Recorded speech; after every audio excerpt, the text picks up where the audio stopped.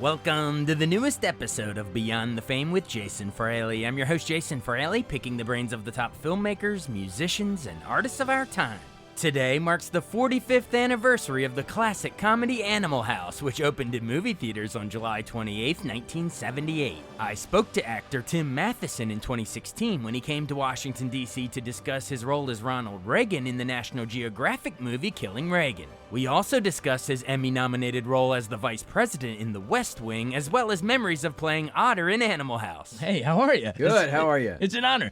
Tim's playing Ronald Reagan in Killing Reagan on National Geographic Channel, airing Sunday, October 16th. That's actually my birthday, so thanks. Oh, happy birthday. Big surprise. Everybody, come on in now. Here we go. Come on in, come on. But awesome. So obviously this thing, it covers the 81 assassination attempt. The Hinckley-Hilton, as we call it, is right down the street from here. Oh, my God. How much ground does it cover? Is it mostly all about the assassination, or do you cover other parts of the presidency? Or, what sort of time frame is it? It's basically, it's two stories. It's from, the Bill O'Reilly book, Killing Reagan, and he has a series, a very, very clever premise for each series. Killing Kennedy, killing Jesus, Lincoln, Patton. killing Lincoln, and who's next? But the thing is, it's about the assassin and about the victim, and this is the first one that's actually gone beyond the assassination attempt in this case because Reagan didn't die. So it's and on one hand you have the story of Ronnie and Nancy and the debate when he's running for president, and then they finally is elected, and then he's in office for about 2 months when I think on April 21st this happened. And then you've got the story of John Hinckley, who is just this untethered mind off in his wonderland in space, trying to find something to do with his life, and it follows him. So they keep cutting back and forth between the two until they collide at the Hilton. So it's like a parallel action, and until the two of them come together. Absolutely, and the great thing about the series, and I think about this one especially, is that it's a history lesson wrapped in a mystery suspense movie. Right. So you get all this interesting inside stuff, but it's not like many history movies where you're just like, oh, okay, I get it. It's like All the President's Men. It's exactly. like a nail biter. Yeah. You got it. Exactly that. Gotcha. Yes, and it's wonderful. We saw it in front of an audience last night. We had the premiere here. It'll be on the air this weekend, October 16th at 8 and 7 Central. And and the audience loved it. It really, because it's a personal story. It's a love story between Ronnie and Nancy. That's awesome. You mentioned that it's part of the O'Reilly book series with Reagan, Lincoln, Kennedy, Patton. Why do you think audiences, we have an appetite for this sort of thing? I know it's like salacious, but it's also, these pivot moments in that history just changed. You know what it is, I think? It's our version of Shakespeare's histories and tragedies. It's like Henry IV, Part 1 and 2, Richard II, Richard III. It's back in the royal palace, behind the curtain. And we change, sovereigns and kings every 4 to 8 years, and they have the same one for, generations. But I think it's like Downton Abbey. We get to look behind the curtain into the Buckingham Palace and see what's going on, how people maneuver their ways in and around that story. Yeah. Now, obviously, we're a news station. We have Republican and Democratic listeners, and we're in a heated election year. So when people hear, oh, this is an O'Reilly book, it's the same as if we heard Keith Olbermann wrote this on the other side. Right. How do you, assuage our listeners how do you go about making it sort of, you just stick to the facts? Well, because it's not about the politics of the man. It's about his love story with Nancy. So it's about the heart of the man rather than the head. It's not about the politics, because you can't act politics, but you can act passion and commitment. And here was a man who really dedicated the last half of his life to being governor, being president. And I wasn't politically aligned with Mr. Reagan, and I came away with a tremendous respect and admiration for who he was as a man and for what he did for this country, because he was the right guy, the right place at the right time. This country was in need of a leader, a certain kind of leader, a tonic, if you will, at that time, and he provided that for this country. And I must say, I think he was a good president. I again don't, I wasn't politically aligned with him, but I like the man. and not only likable man, but influential in terms. A Democrat, probably FDR, but Republican, it's Reagan. They're probably the two most influential presidents of the 20th century. Absolutely. So how do you go about playing? You mentioned the man. How do you play the man? We had the actors from the indie movie South Side with You. They played Barack and Michelle Obama. Yes. They just came out. So we had a similar conversation. But for Ronald Reagan, do you watch videos of him? Do you read a biography, or how did you prepare? I did all of that. I read everything he wrote, every book by him, about him, for him, by his staff, by his wife. Listened to every audio and tape and watched every video of him. And he's got an immense volume of material about him. So I just surrounded myself, and then I took a vocal coach who was giving me classes and lessons on his accent and to place his voice. So, but what I did all that just so that I could forget all that and then just work on what's the thought process, what is it that he's after, what does he want, what's he thinking? Because to me, the trap of this kind of a role is that you're mimicking them, and then it's not a breathing, living person. It's like a caricature a lot of times. Totally, exactly. And I think it's the biggest trap for an actor in that sense. So I just went inside and tried to find the thing. And you know what was interesting about him? Because I saw so many sort of behind-the-scenes things with him from NBC News. David Brinkley did this great day in the life of the president at the White House and his staff. Is that he was like a comic. He was, his great skill and he did it because he was not a big ego. And when people would be around the president or him when he was a movie star, a TV star, they get intimidated and they get shy and they get nervous. And he always wanted to put people at ease. So he'd tell them a joke. And he was always joking with them, and he was casual and light. And he had that wonderful facility that people do, that he'd look them in the eye and he would tell them a joke and he'd pat him on the shoulder, and then right away they'd relax. And like that moment, what's it in the debate when he says, "I will not for one moment exploit my opponent's youth and inexperience." Exactly. He always, it was the Irishman in him, So I came away with a tremendous respect for him, and I think that if our politicians today would follow that lead on both sides of the aisle, and we're here to work together to solve the problems of the people in our great country. That's our job. We're not here to shut down the government. We're not here to to take out toll on the other side. It's just like a baseball game. Tonight we play at the National Stadium. Next Monday we're at Dodger Stadium. So tonight you guys get to bat last and you get the home team. Okay, great. Right. Next week we get the home team and we bat last. So I mean it's like, okay, you got it for 4 years. Next we'll get it. But keep it a gentlemanly game. Don't throw stuff on the field and call each other's names and all. Like politics has gotten so coarsened in that way, and it wasn't like that in that era. No, he would. He would fight tooth and nail all day long against Tip O'Neill, who was the House Speaker, and then have him over for drinks 6 o'clock at night. So and there were a couple of Irishmen sitting down talking, and they would leave all that behind because they had respect for each other. Yeah. And I just think we need to get back to what's the big picture here, guys? What are we trying to do? You're going to look back at this in 100 years, and people are going to just say, "Wow, it's too bad about those guys." Yeah, exactly. You mentioned Tip. Is there anyone playing Tip O'Neill in this? No, he's a minor character. But go into the co-stars. I know you got Cynthia Nixon from Sex and the City as Nancy, right? She's great. I mean, it was so.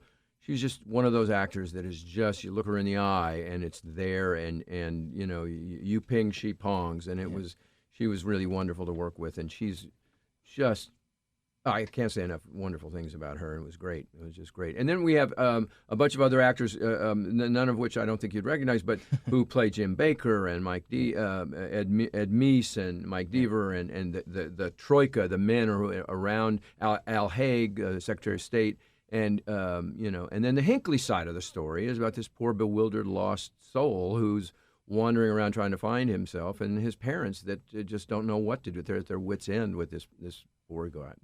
Who plays Hinckley? His name is Kyle Moore. Okay, young. I think he's an improv actor, and he's fabulous. And what the interesting thing at the end of the movie, and to see it with an audience, you really feel sorry for him. You feel, oh my God, you have a lot of empathy for this guy, which you wouldn't normally think you would, but he was just so lost.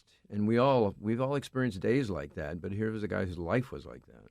I think that's the key. If you can take something and find empathy even in the antagonist of your story, then you're onto something. It's all about the humanity of it. We're all we are all humans next to each other. We're all built of the same stuff, and we've all experienced the same things, but obviously not to the extreme that the Reagans or the the Hinckleys have experienced it. And there, but as I was raised there, but for the grace of God go I.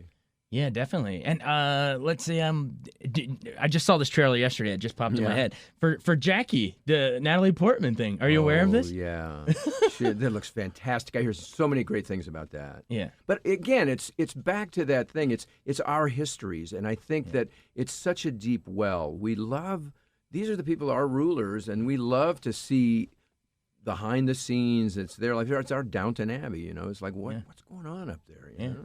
Now you have a little experience. You played on The West Wing. You were the VP for. Yeah, I was the VP at the beginning. I think you got a pair of Emmy nominations for that true, and everything. yeah. Compare what Jed Bartlett, Martin Sheen. How was his presidency compared to Ronald Reagan? Well, they were on different sides of the aisles.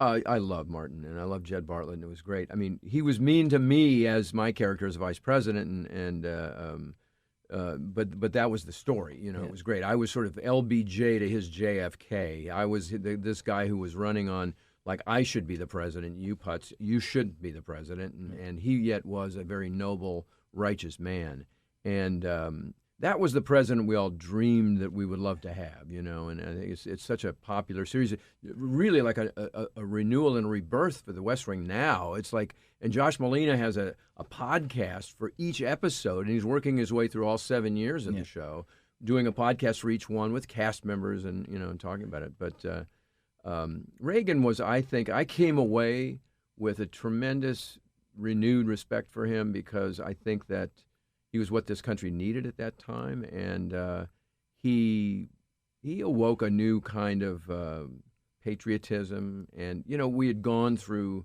the hostage crisis with Jimmy Carter and poor Jimmy, and then we'd had the Nixon resignation and Watergate, and it just was one calamity and another. And Jerry Ford was not the strongest president. So here comes this older guy who'd been through the Depression, who was relentlessly positive.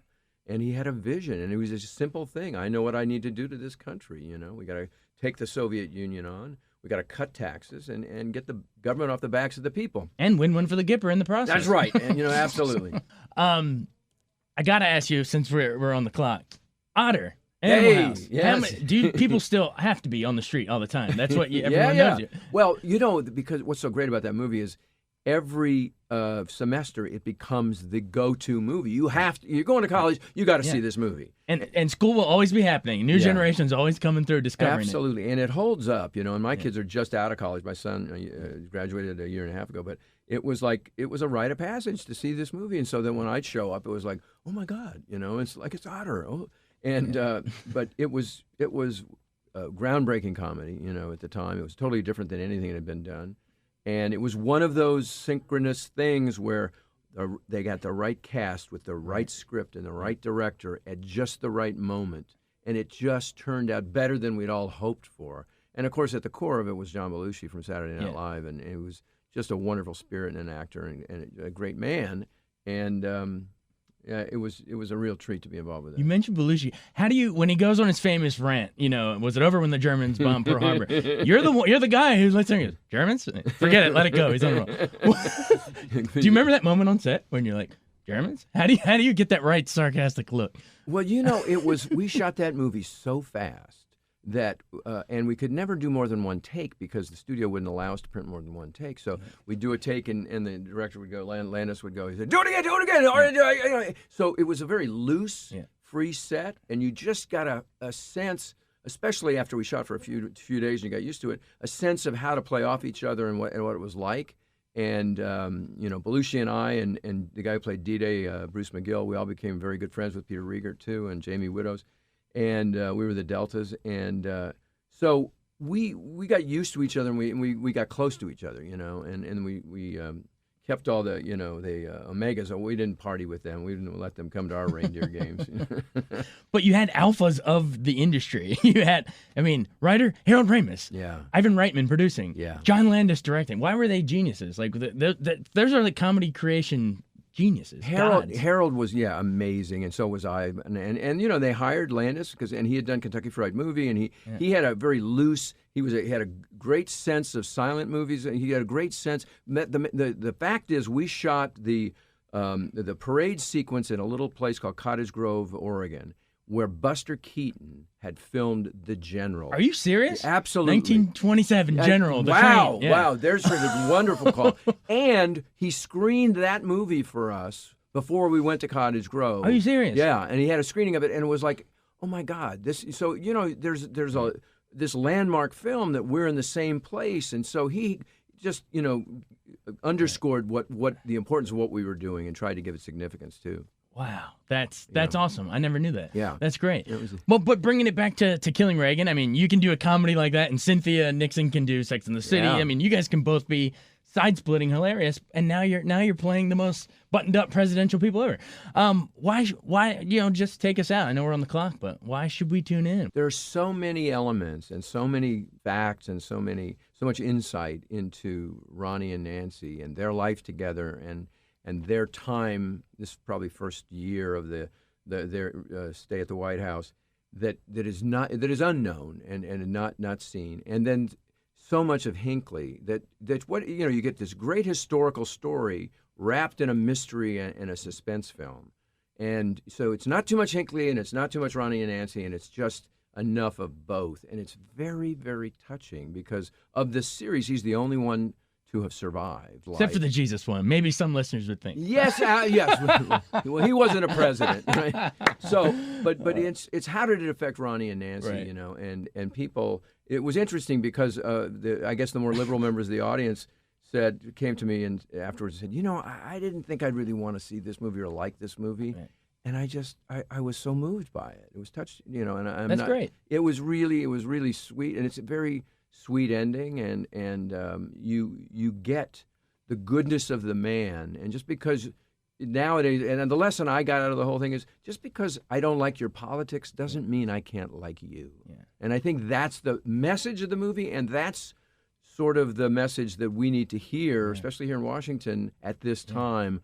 We, stop it. You're both pretty. We can all get along here and get the work done. Yeah, that's it. It's a perfect message. Less than a month before Election Day. Yeah, absolutely. Yeah. All right. Again, it's Killing Reagan on National Geographic Channel on Sunday, October 16th at 8 p.m. Eastern. Tim Matheson, thanks so much. Thank you very much. Thank you, Jason. Thanks so much for joining us on Beyond the Fame with Jason Fraley. Remember to hit the subscribe button and give us a 5-star rating if you like what you hear. We'll see you next time.